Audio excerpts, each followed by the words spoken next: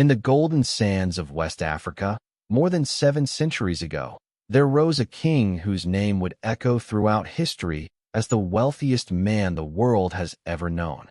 His name was Mansa Musa, the Emperor of Mali. Born into the royal Keita dynasty, Musa ascended to the throne in 1312, and from that moment on, the Mali Empire entered its golden age. The empire he ruled was vast, stretching across modern-day Mali, Senegal, Gambia, Guinea, Niger, and even parts of Nigeria. It controlled the most important trade routes in Africa, especially those of salt and gold. At that time, salt was as valuable as gold, and Mali had both in abundance. From the mines of Bambouk and Wanyera, rivers of gold flowed into Musa's treasury.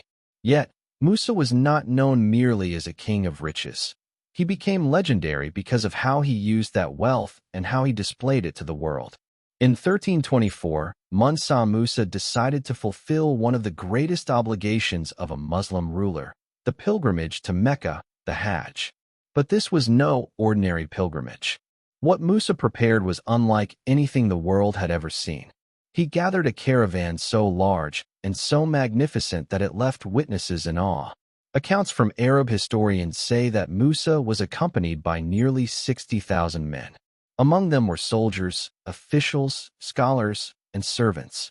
He brought with him 12,000 slaves, each dressed in fine silk and carrying a golden staff. 80 camels marched alongside, each camel carrying over 300 pounds of pure gold. As they moved across the Sahara Desert, from Mali through Timbuktu and Gao, into Egypt and beyond, the people who saw this caravan could hardly believe their eyes. It was like a moving city of wealth and power, shimmering under the desert sun. Wherever Musa stopped, he did not hide his fortune. Instead, he gave gold generously to the poor, built mosques, and funded scholars.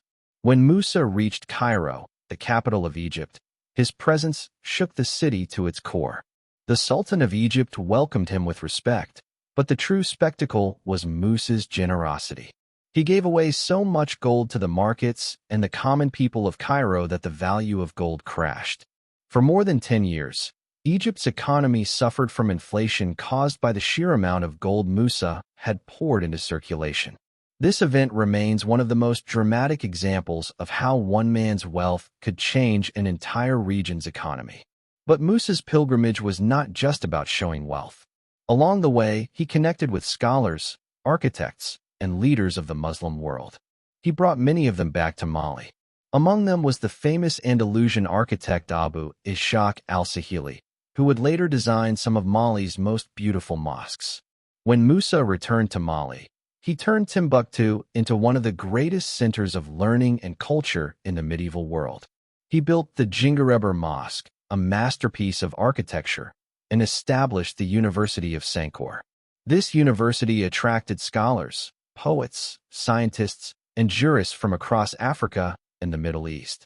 At its height, Timbuktu's libraries held hundreds of thousands of manuscripts, making it a beacon of knowledge long before the European Renaissance. Mansa Musa ruled for 25 years, and during his reign, Mali became not only the wealthiest kingdom in Africa, but also one of the most influential in the entire world. His story is often remembered through the sheer scale of his riches, but his true legacy lies in how he used that wealth to build a society of knowledge, culture, and faith.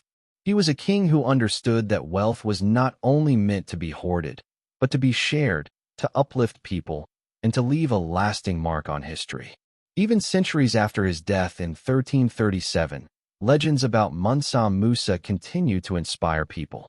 He is remembered as the richest man who ever lived, but more importantly, as a ruler who turned his empire into a shining light of civilization in Africa.